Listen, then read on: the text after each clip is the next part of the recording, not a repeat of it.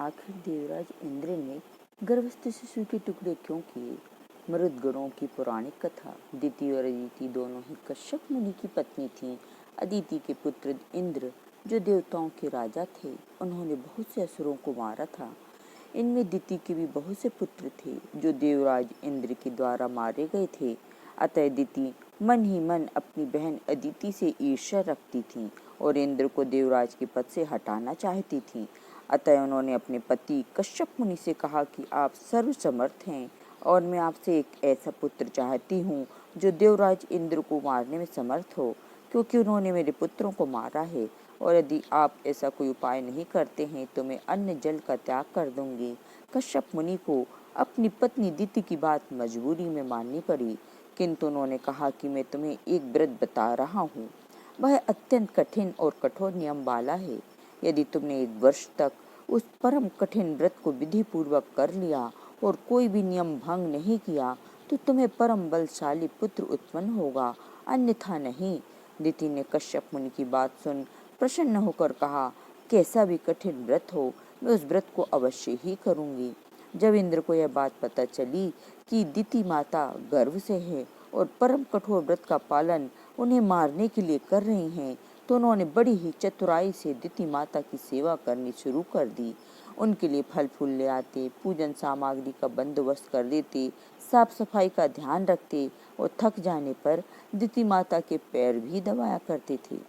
इस तरह से उनका प्रत्येक कार्य करते थे और इस बात का मौका ढूंढते कि उनसे कब कोई त्रुटि या भूल हो जिससे उनका व्रत भंग हो और वह उसका लाभ उठा सकें। अदिति माता थक जाती तो इंद्र उनके चरणों को दबाया करते थे। इस सेवा से माता अदिति इंद्र से प्रसन्न हो गईं और उन्होंने प्रसन्न हो इंद्र से कहा, तुम्हारे कल्याण के 10 वर्ष और रह गए हैं। मेरे त्रिलोकी विजयी पुत्र होने के बाद मैं भी सच्चे सुख का अनुभव करूंगी। ऐसी बातें करते समय नींद आ जाने के कारण इंद्र की दोनों जंघाओं पर सर रखकर अदिति माता सो गईं। दोनों पैर पर बाल बिखरने के कारण अपवित्र दशा में अदिति माता दोपहर में सो गईं, तो व्रत में खंडन को देखकर इंद्र तुरंत ही अदिति माता के गर्भ में प्रविष्ट हो गए और गर्भस्थ शिशु के वज्र से 7 टुकड़े कर दिए। टुकड़े होते समय भय से गर्भ जोर जोर से रोने लगा। इंद्र ने गर्भ से कहा, मत रो, और उन्होंने एक एक टुकड़े के 7 टुकड़े और कर दिए।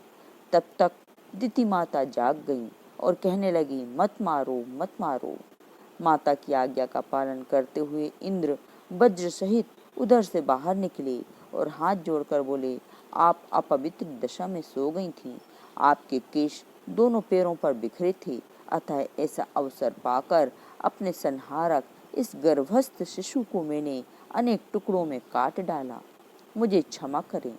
गर्भ के नष्ट होने से अदिति बहुत दुखी हुई। उन्होंने इंद्र से कहा, मेरे अपराध से ही मेरा गर्भ निष्फल हुआ। शत्रु का वध करने से कोई दोष नहीं है, इसलिए मैं तुझे श्राप नहीं दूंगी।